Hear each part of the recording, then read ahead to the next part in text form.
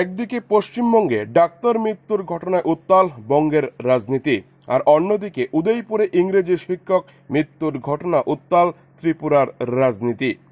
কিন্তু ত্রিপুরার এই বিষয়ে প্রশ্ন রয়েছে ৩০ লক্ষ টাকার। যদি একটু পেছনের দিকে যাওয়া যায় তাহলে বিষয়টি দর্শকদের সামনে পূর্ণিমার চাঁদের মতো প্রকাশিত হবে। এবার আসা যাক মূল ঘটনায়। গত ৮ই আগস্ট উদয়পুর পোল্ট্রি রোড এলাকায় শঙ্কর কর্মকারের বাড়ি থেকে শিক্ষক অভিজিৎদের কাছে টেলিফোন আসে তাকে পোল্ট্রি রোড আসার জন্য। যথারীতি অভিজিৎ কর্মকার বাড়িতে ছুটে যায় ছাত্রীর পরিবারের টেলিফোন পেয়ে। কিন্তু সেখানে যাওয়ার পর অভিজিৎকে জিজ্ঞাসা করা হয় ছাত্রী এবং অভিজিতের মধ্যে কি কথাবার্তা হয়েছে। এতটুকু পর্যন্ত সবকিছু ঠিকঠাক চলছিল।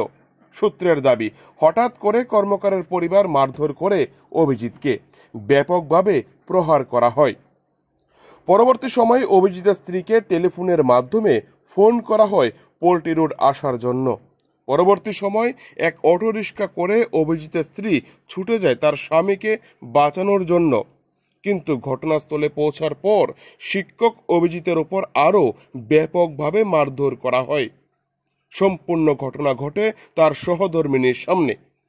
পরবর্তী সময় অভিজিৎকে পুলিশের কাছে তুলে দেওয়া হয় আধমরা দেহটিকে।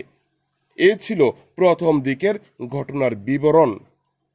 দ্বিতীয়ত ঘটনা উঠে আসে শিক্ষক অভিজিতের মৃত্যু যখন হাসপাতালে ঘটে যায় তখন জিবি হাসপাতাল থেকে তাকে বাড়িতে নিয়ে আসা হয়। কোনো ধরনের ময়নাতদন্ত করা হয়নি সে সময়। যখন 10 তারিখ বিকেলে তাকে উদয়পুর বাড়িতে নিয়ে আসা হয় তখন পরিবার ও তার আত্মীয় পরিজনদের মধ্যে আলোচনা উঠে আসে তাকে ময়না তদন্ত করাতে হবে। পরবর্তী সময় গোমতী জেলা হাসপাতালে নিয়ে যাওয়া হয় ময়না তদন্ত করার জন্য। কিন্তু এবার প্রশ্ন উঠতে শুরু করে, কেন অভিজিৎকে ঘটনার দিন রাতে পুলিশ মেডিকেল করায়নি? এই প্রশ্ন পুলিশের বিরুদ্ধে উঠে আসে। দ্বিতীয় প্রশ্নটি উঠে আসে, মৃত শিক্ষক অভিজিতের স্ত্রী কখনো রাজ্যের অর্থমন্ত্রী, আবার কখনো কংগ্রেস বিধায়ক সুদীপ রায় বর্মন ও কংগ্রেসের জেলা সভাপতি টিটন পালের কাছে সংবাদ মাধ্যমের ক্যামেরার সামনে বারবার একটি প্রশ্ন তোলে। তার স্বামীকে ফিরে পেতে সে সময় কর্মকার বাড়ি থেকে ৩০ লক্ষ টাকা দাবি করা হয়। এবার প্রশ্ন হচ্ছে, এই ৩০ লক্ষ টাকা কাকে এবং কেন দেবে? ৩০ লক্ষ টাকার পেছনে উদয়পুর শহরের কোনো ব্যক্তিকে দেওয়া হবে কিনা, অথবা এ টাকা মুক্তিপণ হিসেবে কেন দাবি করা হয় শিক্ষকের পরিবারের কাছে? অভিজিৎকে সে বাড়ি থেকে বের করতে যে ৩০ লক্ষ টাকা দাবি করেছে পরিবার, এই অভিযোগ তার সহধর্মিণী বারবার করে যাচ্ছে। তাহলে কেন পুলিশ এখনো পর্যন্ত সেই ৩০ লক্ষ টাকার গল্পের কাহিনী উন্মোচন করতে পারছে না? কোথাও কি ৩০ লক্ষ টাকার মধ্যেই অভিজিতের প্রাণ লুকিয়েছিল সেই বাড়িতে? নাকি পুলিশ ইচ্ছাকৃতভাবেই সেদিন রাতে অভিজিৎকে মেডিকেল করায়নি, দীর্ঘক্ষণ থানায় রেখেছিল? কোথাও কি ৩০ লক্ষের চাপ বেড়েছিল থানার উপর? এখনো কি ৩০ লক্ষ টাকার গল্পের কাহিনী রাধাকিশোরপুর থানার পুলিশ বের করেনি? নাকি পুলিশ ইচ্ছাকৃতভাবেই এই গল্পের কাহিনীকে ধামা চাপা দিতে ব্যস্ত? তৃতীয়ত, অভিজিতের মৃত্যুর ঘটনায় পুলিশ দায়সারাভাবে তার তদন্ত প্রক্রিয়া সামনের দিকে এগিয়ে নিয়ে যাচ্ছে। পরবর্তী সময় মঙ্গলবার দুপুরে সুদীপ রায় বর্মন এবং কংগ্রেসের কর্মীরা উদয়পুরে সরগরম করে তোলে। ঘেরাও করা হয় থানা। সে সময় পুলিশ দেখতে পাচ্ছে ব্যাপকভাবে চাপ সৃষ্টি হচ্ছে পুলিশের উপর, যা গোমতী নদীর জল যে কোনো সময় থানার উপরে বন্যা প্লাবিত করতে পারে। অর্থাৎ ৩০ লক্ষ টাকার সেই গল্পের কাহিনী থেকে এবার নিজেকে ঝেড়ে ফেলে আসামিকে গ্রেপ্তার করতে ময়দানে নামে। কিন্তু সর্বোপরি শূন্যের কোঠায় দাঁড়ায় রাধাকিশোরপুর থানা, যে জায়গায় ভারতবর্ষে বর্তমান ডিজিটাল যুগ শুরু হয়েছে, আর অন্যদিকে রাজ্যের মুখ্যমন্ত্রীকে কালিমালিপ্ত করার জন্যই রাধাকিশোরপুর থানা এই ধরনের মৃত্যুর ঘটনার মামলায় ধীর গতিতে সামনের দিকে এগিয়ে যাচ্ছে।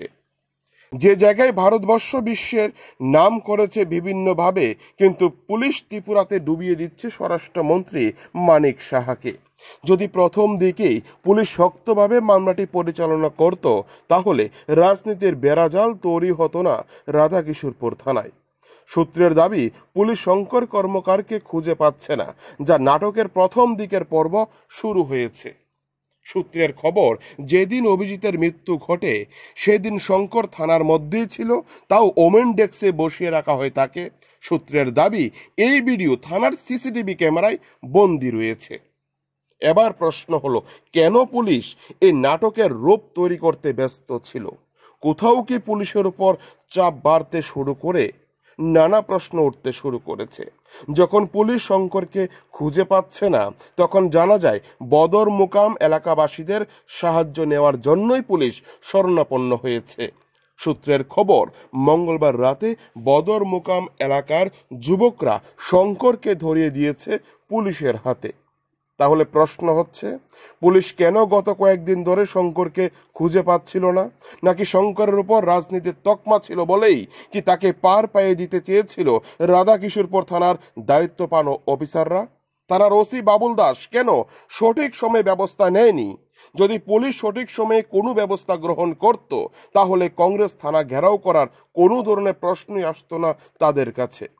পূর্ণিমার চাঁদের চন্দ্রবিন্দুর নাটক দ্বিতীয় ধাপ পূর্ণ করেছে রাধাকিশোরপুর থানার পুলিশ।